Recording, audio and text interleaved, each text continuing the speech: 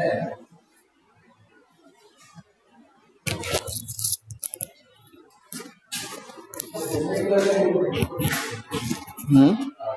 আসসালামু আলাইকুম, মানে তাবারুদা প্রিয় শিক্ষার্থী। আজকে তোমাদের আমি যে অধ্যায়টি শুরু করতে যাচ্ছি, দ্বিতীয় অধ্যায় আমরা শুরু করব। এবং আজকে মূলত যে বিষয়গুলো আলোচনা করব, টোটালি এই দ্বিতীয় অধ্যায়ের কি কি জ্ঞানমূলক প্রশ্ন পরীক্ষায় হয়, সেই কেন্দ্রিক কিছু বিষয় আমি ধারাবাহিকভাবে আলোচনা করার চেষ্টা করব। আশা করি তোমরা যদি ক্লাসটা গুরুত্ব নিয়ে ক্লাসটা করো, অবশ্যই তোমরা উপকৃত হবে, সেটা আমি মনে করি। আমরা শুরু করি। প্রথমে আমরা বলতে চাই যে আজকে ক্লাসে মূলত আমি যে বিষয়গুলো আলোচনা করবো, যেগুলো তোমাদের পরীক্ষা আসার মতো, এর বাইরে আমি তেমন কিছু আলোচনা করব না। তো প্রথমত আমি বলতে চাই যে স্মরণ। আমি এই টপিকসটা বুঝতে চাই, প্রথমত আমাকে বুঝতে হবে দূরত্বটা কি অথবা স্মরণটা কি। একজন ব্যক্তি যদি এখানে থাকে, যদি কেউ বলে যে এই ব্যক্তি কোন একটা জায়গা থেকে 5 মিটার দূরে আছে, বলে দিলেন। এই 5 মিটার দূরে যদি বলা হয় এখান থেকে ব্যক্তির অবস্থান এই জায়গা থেকে, এটা যে কোনো জায়গায় হতে পারে, এখানে হতে পারে, এখানে হতে পারে, এখানে হতে পারে, এটাকে আমরা বলি দূরত্ব। যদি বলি রেবতীমোহন স্কুল থেকে 5 মিটার দূরে আছি, তাহলে আমাকে খুঁজতে অনেক অসুবিধাই হবে, কারণ আমি নির্দিষ্ট কোনো দিক বা নির্দিষ্ট কোনো রাস্তা মেনশন করি নেই। ফলে আমরা বুঝতে পারবো না। তো এর মিনিং হলো আসলে সেটা দূরত্ব বোঝানো হয়েছে। আমি রেবতীমোহন স্কুল থেকে 5 মিটার দূরে আছি, এটা মূলত দূরত্ব। কিন্তু যদি বলা হয় আমি রেবতীমোহন স্কুল থেকে আমি 5 মিটার দক্ষিণ দিকে আছি বা উত্তর দিকে আছি বা পশ্চিম দিক, যদি নির্দিষ্ট দিক আমি বলে দিই, সেই ক্ষেত্রে আমি বলতে পারি এখানে আছি, তাহলে আমি ইজিলি খুঁজে পাবো বা এখানে আছি বা এখানে আছি। তার মানে হলো স্মরণ বলতে আমরা বুঝি যে নির্দিষ্ট দিকে কোনো বস্তু কোণার অবস্থানে যে পরিবর্তন, সেটা হলো স্মরণ। আবারও বলছি, নির্দিষ্ট দিকে কোনো বস্তু কোণার অবস্থানের পরিবর্তন হলো কি স্মরণ। আমরা সংজ্ঞা এখানে একটু উপস্থাপন করতে চাই যে নির্দিষ্ট দিকে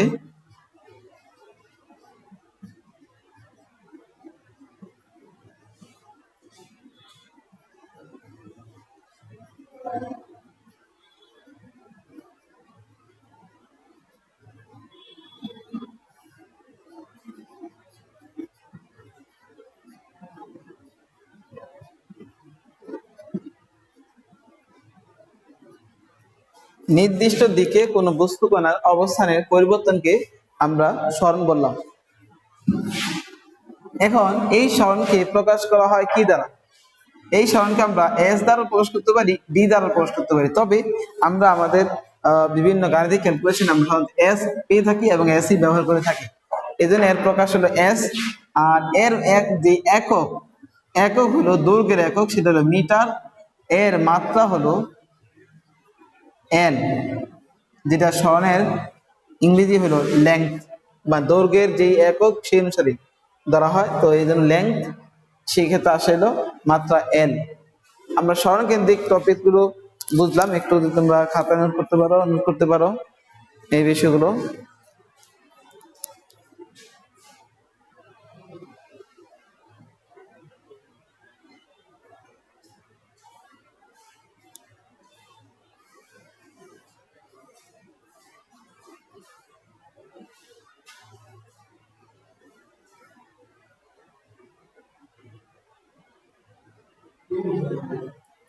চারজন।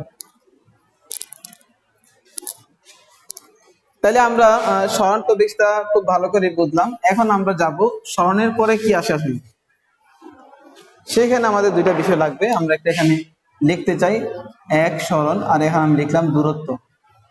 যেহেতু আমি দূরত্ব বুঝেছি, আমাদের পরীক্ষাতে তেমন এটা আসে না, এই জন্য আমি সংজ্ঞা আকারে লিখলাম না। কিন্তু এই স্মরণ থেকে আমি যখন বলবো, তখন স্মরণ থেকে আসে বেগ, এই দূরত্ব থেকে আসবে দ্রুতি, আবার এই দুইটা থেকে আসবে আবার ত্বরণ, আবার এখান থেকে আরো একটা বিষয় আসতে পারে, সেটা হলো মন্দন। যদি আমরা বলি বেগ কাকে বলে, তাহলে যেহেতু আমি স্মরণের ক্ষেত্রে সংখ্যা বলছিলাম যে নির্দিষ্ট দিকে কোনো বস্তু কণার অবস্থানে যে পরিবর্তন, তাকে বলা হয় স্মরণ। আমি শুধু এখানে সময় দিয়ে ভাগ করলে হয়ে যাবে, অর্থাৎ এটাকে আমি সময় দিয়ে ভাগ করি, স্মরণ বাই সময়। অর্থাৎ স্মরণকে সময় দিয়ে ভাগ করে যা পাওয়া যায় তাই হলো বেগ। সংজ্ঞা আকারে তুমি বলতে চাও তাহলে বলতে হবে নির্দিষ্ট দিকে কোনো বস্তু কণার অবস্থানের পরিবর্তনের হারকে বলা হয় বেগ। তো আমি যদি এই সরণের একক যদি আমার বলি মিটার, এটার মাত্রা যদি বলি এল, তাহলে আমি যেহেতু সময় সরণকে শুধুমাত্র সময় দিয়ে ভাগ করলে আমি বেগ পেয়ে যাচ্ছি, তাহলে সময়ের একক আমরা কি জানি সেকেন্ড, আর মাত্রা জানি বড় টি। তাহলে এই সরণের জায়গায় আমরা যদি এল আছে তাহলে এখানে সময় আছে, তাহলে টি থাকবে। মাত্রা যদি বলি তাহলে বেগের একক যদি হয় এল এম আর নিচে হবে এস, তার মানে কি এম এস ইনভার্স 1। আর যদি মাত্রা আমি প্রকাশ করতে চাই তাহলে মাত্রা হবে এল, যেহেতু সরণের মাত্রা হলো এল আর সময় মাত্রা হলো টি, তাহলে এল বাই টি, তাহলে আমাদের লেখা যায় এল টি ইনভার্স 1। অর্থাৎ আমরা একক আর মাত্রা খুব শর্টকাট এখান থেকে জেনে গেলাম। তুমি যদি সরণ আর দূরত্ব পারো তাহলে এই সংখ্যাগুলো ইজিলি তুমি পরীক্ষায় অ্যান্সার করতে পারবে, কোনো সমস্যা হবে না। তাহলে আমরা বেগ বিষয়ে টোটালি জানলাম। কিন্তু আবার একটু এখানে পরিষ্কার করে তোমাদের বলতে চাই যে বেগ যদি আমি বলি যে নির্দিষ্ট দিকে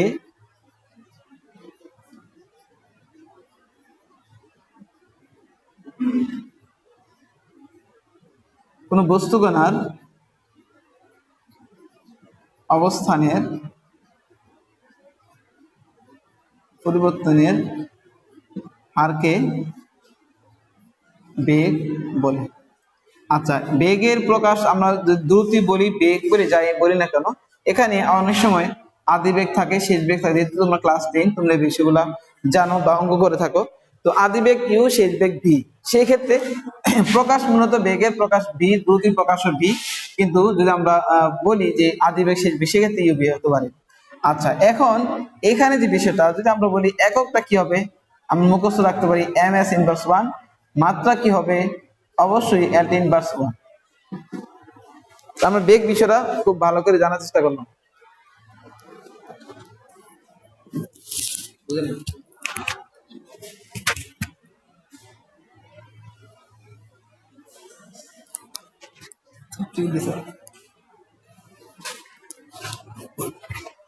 তো প্রিয় শিক্ষার্থী, আমরা জেনে গেলাম বেগের বিষয়টা। এখন আমরা জানবো দ্রুতি বিষয়টা।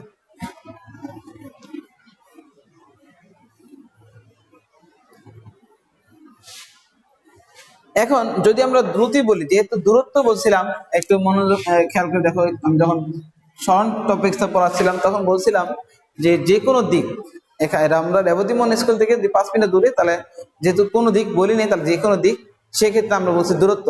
তো এখানে যেহেতু বেগের জায়গায় আমি বলছি অবস্থানের পরিবর্তন হার, সেখানে তুমি বলবা যে পরিবর্তনের হার কি বলা হয় দ্রুতি। তবে এখানে একটু চেঞ্জ করতে হবে, এই জায়গায় তোমাকে বলতে হবে যে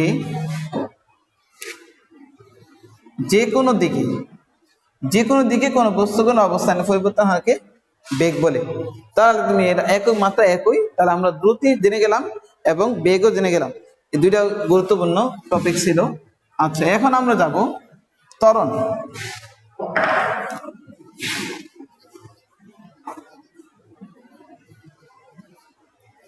ত্বরণ যদি বলি যে এখানে বেগ বৃদ্ধির হার, তুমি শর্টকাটে বলতে পারো বেগ বৃদ্ধির হারকে ত্বরণ বলে। তো একটা বৃদ্ধি একটা হ্রাস, এখানে যদি আমি বলি বেগ বৃদ্ধির হার,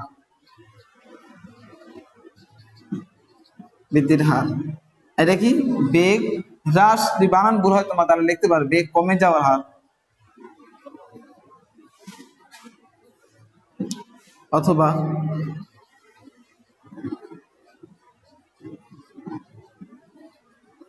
হ্যাঁ, তার মানে ত্বরণ যদি বলি ত্বরণ কাকে বলে, তাহলে বেগ বৃদ্ধি হারকে ত্বরণ বলে, বেগ কমে যাওয়া হারকে মন্দন বলে। দুইটারই প্রকাশ এ, তবে এখানে পজিটিভ মান আসে, এখানে নেগেটিভ মান আসে।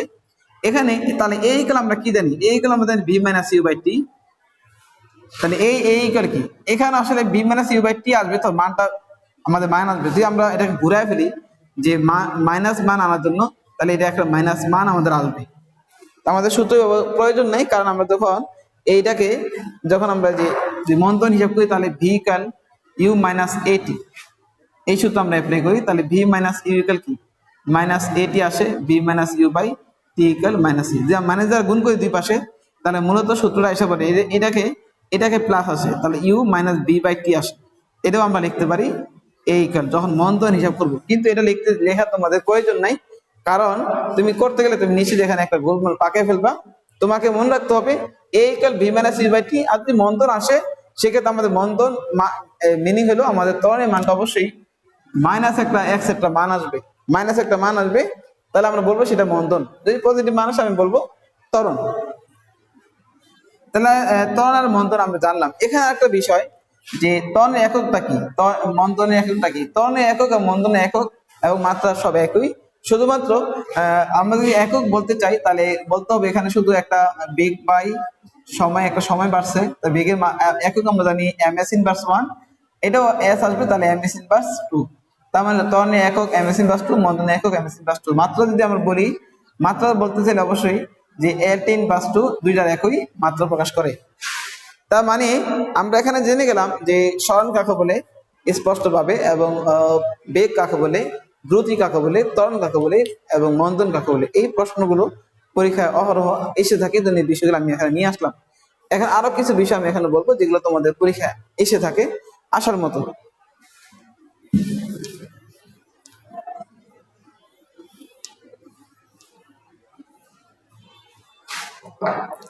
এখন যে বিষয়টা বলবো যে তাৎক্ষণিক দ্রুতি, খুব একটা কমন একটা প্রশ্ন তোমাদের পরীক্ষা আসে, হয়তো তোমাদের কাছে সবচেয়ে এটা সহজ একটা সংজ্ঞা বটে।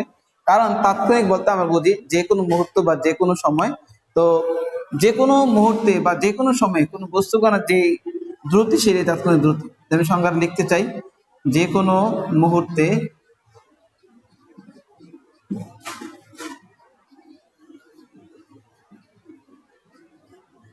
কোনো বস্তু কণার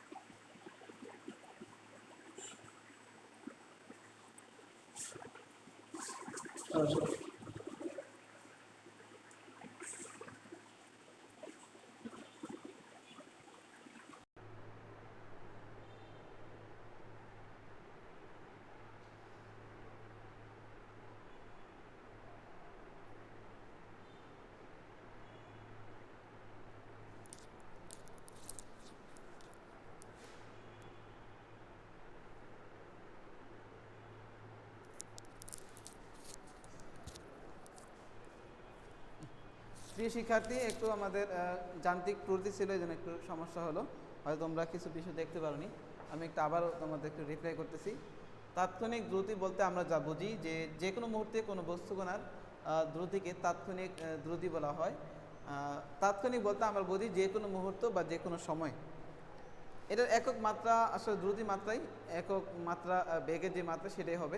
তো এটা আমরা জানলাম। এখন আমরা জানবো সমবেগ আসলে কি। আমি একটু সমবেগ নিয়ে বিস্তারিত বলতে চাই। সাধারণত যে সমীকরণগুলো রয়েছে গতি সমীকরণ 4টা, তার মধ্যে সমবেগের কোনো সমীকরণ নেই। বিশেষ সমীকরণ সেটা আমরা জানি এস ইকুয়াল ভিটি, সেটা আমরা সমবেগের ক্ষেত্রে ব্যবহার করে থাকি। আচ্ছা, আসলে সমবেগ বিষয়টা কি? সমবেগ হলো সময় অতিক্রান্ত হচ্ছে কিন্তু বেগের যে মান এবং দিক এটা অবশ্যই একই থাকছে, চেঞ্জ হচ্ছে না, নো চেঞ্জ। অর্থাৎ যদি কোনো বেগের মান সময় গড়ার সাথে সাথে কখনো পরিবর্তন না হয়, সেটা আমরা বলি সমবেগ। এই সমবেগের ক্ষেত্রে ত্বরণ থাকে না, কারণ ত্বরণ হলো বেগ বৃদ্ধির হার, বেগ পরিবর্তন হার বা বেগ হ্রাসের হার। মানে বেগে কোনো একটা কম বেশি হতে হবে, তাহলে আমরা সেখানে ত্বরণ পাবো বা মন্দন পাবো। যেহেতু সমবেগের ত্বরণ নাই, এর মিনিং হলো সমবেগের ক্ষেত্রে বিয়ের কোনো পরিবর্তন হয় না। তো সমবেগ আমরা জানলাম। এখন আমরা লেখাসূত্র থেকে বলতে চাই যে যদি আমার বে আর টি লেখাসূত্র নিই, এই যে এখান থেকে আমি যখন এখানে টানলাম তাহলে ভি বনাম টি, তার মানে আমরা জানি ভি বাই টি আসলে এখান থেকে কী আসে, ত্বরণ আসে, ত্বরণ পাওয়া যেতে পারে। তাহলে এই যে এটা যাচ্ছে সময়ের সাথে সাথে সমাহারে বাড়তেছে, এটাকে বলা হয় সমত্বরণ। কারণ কি সমানভাবে ত্বরণের মান বৃদ্ধি পাচ্ছে। কিন্তু একটা পর্যায়ে গিয়ে দেখলাম আমি এখানে যে এই যে বেগের মান ধরলাম এখানে 10, এই বেগের মান আর পরিবর্তন হচ্ছে না, সমান তালে যাচ্ছে, অর্থাৎ স্থির রয়েছে। এর মানে হলো যে একই বেগে সে যাচ্ছে, যেহেতু সময় যাচ্ছে তার মানে সে একই বেগে অগ্রসর সামনের দিকে হচ্ছে। সেক্ষেত্রে শুধুমাত্র বেগের মান একই থাকে, অর্থাৎ সমবেগ কাজ করে। এই ক্ষেত্রে ত্বরণ থাকে না, ত্বরণকে বলা হয় শূন্য। এই জন্য তুমি অনেক প্রশ্নই পাবে যে সমবেগের ত্বরণ নেই কেন, অথবা কোনো বস্তু যদি একই বেগে চলে সেক্ষেত্রে ত্বরণ কাজ করে না কেন, এক্সেট্রা। এরকম অনেকগুলো তুমি অনুধাবন প্রশ্ন পেতে পারো এই সমবেগ নিয়ে বা ত্বরণকে নিয়ে। তো আমরা এই বিষয়টা জানলাম। এখন আমরা আরেকটু গভীরে যেতে চাই।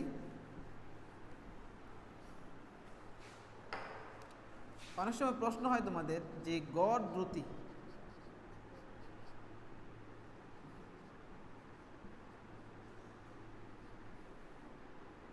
শূন্য না হলেও গড় বেগ শূন্য হয় কেন? আচ্ছা, এর অর্থ হলো গড় দ্রুতি শূন্য হয় না। আসলে মেইনটা কি, শর্টকাট তোমাদের আমি বলতে চাই একটা খুব সাধারণ হয়েতে। আমি রেবতীমন স্কুল থেকে যদি আমি পুল ঘুরে, অর্থাৎ আমাদের যেই কী বলে এটাকে মাজার রোড রয়েছে, মাজার রোড দিয়ে ঘুরে আমি পুল দিয়ে আবার যে আইয়ুবনগর দিয়ে বের হয়ে আমি আবার রেবতীমন স্কুলে আসি, যদি আমাকে কেউ প্রশ্ন করে যে স্যার আপনার স্মরণ কত, তাহলে আমি নির্দ্বিধায় বলবো যে আমার স্মরণ শূন্য। তুমি বলতে পারো স্যার আপনি তো ঘুরে আসলেন। আসলে বিজ্ঞানের ভাষায় একজন ব্যক্তি যেখানে অবস্থান করছে, যদি সেখানে সারা বিশ্ব ঘুরে আবার সেই অবস্থায় এসে দাঁড়ায়, তাহলে তার যদি বলা হয় যে এখন আপনার স্মরণ কত, তাহলে বলতে হবে আপনার স্মরণ শূন্য।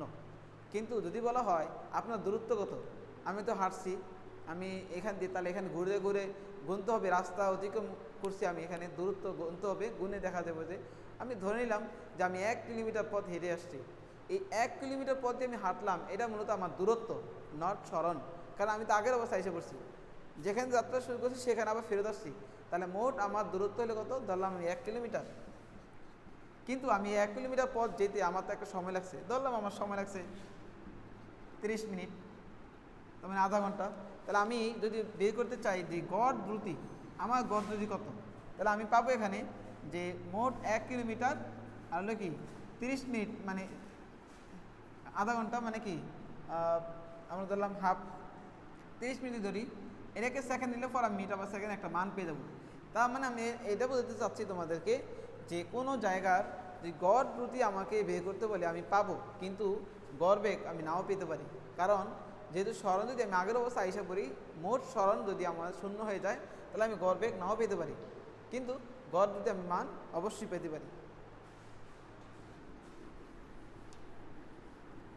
এখন আমি আরও একটা বিষয় তোমাদের কাছে আলোচনা করব যে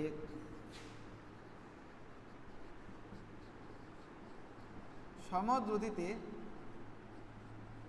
চলমান কোনো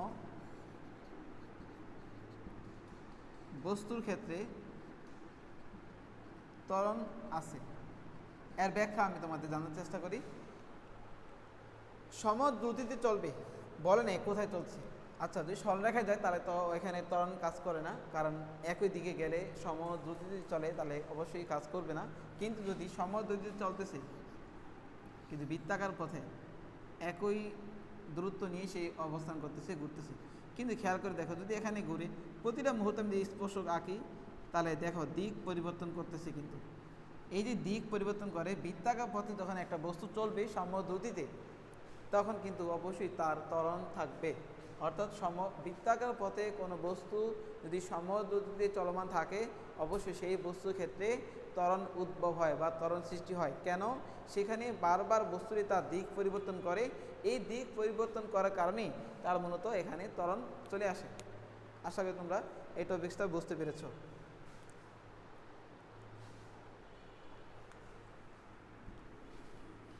এখন আমি যাব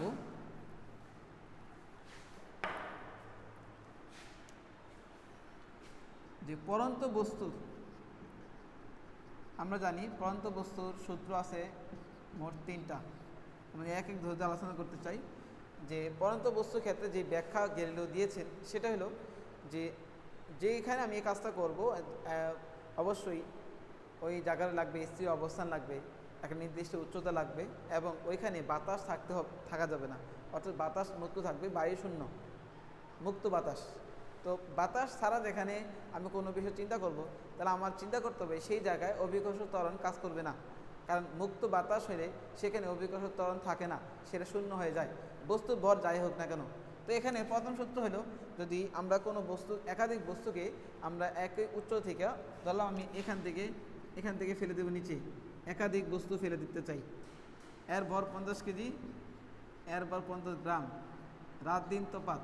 কিন্তু যদি বাতাস না থাকে, বাতাস যদি না থাকে, এই দুইটা বস্তু সমান সময় নিয়ে মাটিতে পড়বে।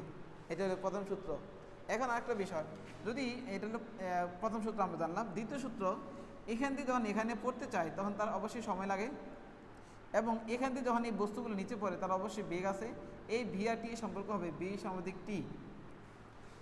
আরেকটা তৃতীয় সূত্র হলো, এই বস্তু যখন উপর থেকে নিচে যাবে সেই ক্ষেত্রে যে দূরত্ব অতিক্রম করবে এস, সেটা হবে এই টি এর সাপেক্ষে এস সমাধিক টি স্কোয়ার। তাহলে আমরা এই তিনটা সূত্রের পরন্ত সূত্র আমরা জানলাম। এখন আমি যাব কিছু লেখাচিত্র তোমাদের সমস্যা হয়, লেখাচিত্র নিয়ে একটু আলোচনা করতে চাই। আমি যদি প্রথমে বলি সরণ বাই সময়, যদি এস এখানে দিই টি, মনে রাখবা কখনোই তোমরা যখন লেখাচিত্র আঁকবে সবসময় সময় অবশ্যই এক্স অক্ষে থাকে, কখনই ওয়াই অক্ষে তোমরা সময় দিবে না। তো এক্স অক্ষে সময় দিলাম, আমি এস বাই টি আঁকলাম। যদি মূল বিন্দুকে আমি একটা সরলরেখা আমরা এঁকে দিই, তাহলে এটা অর্থ হলো যে সময় যাচ্ছে স্বর্ণ অতিক্রম হচ্ছে সমান তালে, তার মানে কি সমবেগে লেখাচিত্র নির্দেশ করে, তার মানে এই লেখাচিত্র হলো সমবেগ। কিন্তু যদি এই সমান তালে কিন্তু এটা বাঁকা হয়ে যাচ্ছে, তার মানে কি সমবেগ আরেকটা অবস্থা হচ্ছে তার অসমবেগ এস বাই টি। খেয়াল করে দেখি, সমবেগে কিন্তু ত্বরণ শূন্য, কিন্তু অসমবেগে ত্বরণ কিন্তু আছে, সেটা আমরা জানলাম এস বাই টি এর ক্ষেত্রে। আচ্ছা, কিন্তু যদি তোমার লেখাতে এরকম দেখো যে এস বাই টি কিন্তু এই এমভাবে গেছে, এবার এটা কোনো লেখাচিত্রের মধ্যেই পড়ে না। কারণ হলো এক্ষেত্রে তো ত্বরণ বেগ বা কিছু পাওয়া যাবে না, কারণ এস তো পরিবর্তনই হচ্ছে না। কারণ এস বাই টি যেহেতু এটা আগের অবস্থায় আছে, তাহলে এই শূন্য আগের অবস্থা আছে, এখানে কোনো মানই পাওয়া যাবে না, এবং এরকম কোনো লেখাচিত্র নাই।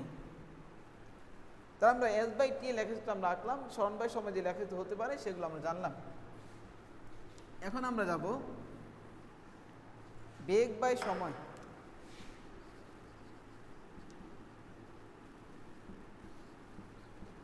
বেগ বাই সময় যদি আমরা করতে চাই, এখানে আমরা যে লেখাচিত্র পাবো যে বি টি, যদি আমি মূল বিন্দুকে আমি যাই সেটা হলো সমত্বরণ,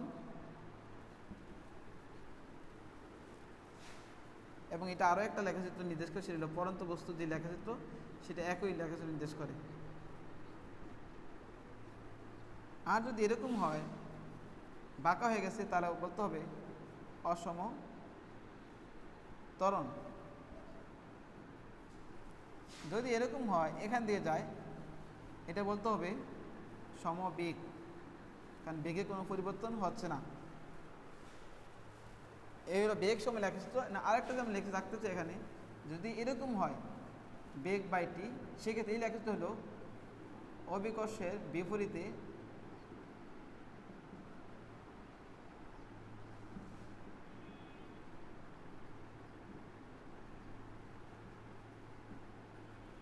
লেখাচিত্র। অর্থাৎ আমি এই লেখাচিত্র আঁকলাম। এই অধ্যায়ে আমাদের যেই টপিকসগুলো সাধারণত পরীক্ষায় আসে, আজকের ক্লাসে আমি যা আলোচনা করেছি সম্পূর্ণ ক্লাসটাই হলো মূলত পরীক্ষায় আসার মতো যে টপিকসগুলো রয়েছে, যেগুলো পরীক্ষায় বারবার আসছে, সেই টপিকসগুলো আমি আলোচনা করার চেষ্টা করেছি। তো আমি আমার দিক থেকে চেষ্টা করেছি তোমাদেরকে এই দ্বিতীয় অধ্যায়ের বিষয়গুলো খুব ভালো করে বোঝানোর জন্য। অর্থাৎ বই আলোচনাটা যেটুকু তোমার প্রয়োজন, অর্থাৎ যেটুকু তোমার পরীক্ষায় বারবার আসছে, সেগুলো আমি আলোচনা করেছি। তো আশা করি তোমরা এই টপিকসগুলো বাসায় খুব ভালো করে পড়ার চেষ্টা করবে। আর আমি আগামী ক্লাসে ইনশাআল্লাহ আশা করি যে সৃজনশীল নিয়ে তোমাদের সামনে আশা করি আলোচনা করব। তো তোমাদের একটা বিষয় জানিয়ে রাখি, যে যেহেতু লকডাউনের কারণে বা স্কুল বন্ধ হওয়ার কারণে তোমাদের সাথে আমার কথা হচ্ছে না, দেখা হচ্ছে না। আসলে তোমরা চাইলে আমার ইউটিউব চ্যানেলে তোমরা তোমাদের সমস্যাগুলো কথাগুলো বলতে পারো, দেন আমি তো চেষ্টা করব ওই টপিকসগুলো নিয়ে একটু আলোচনা করে নতুন কোনো ভিডিও তোমাদের কাছে উপস্থাপন করার জন্য। আমি আমার ইউটিউব চ্যানেল নাম দিয়ে দিচ্ছি, তোমরা ইউটিউবে গাজী স্যার দিয়ে সার্চ দিলে আমার আসবে গাজী স্যার ফিজিক্স।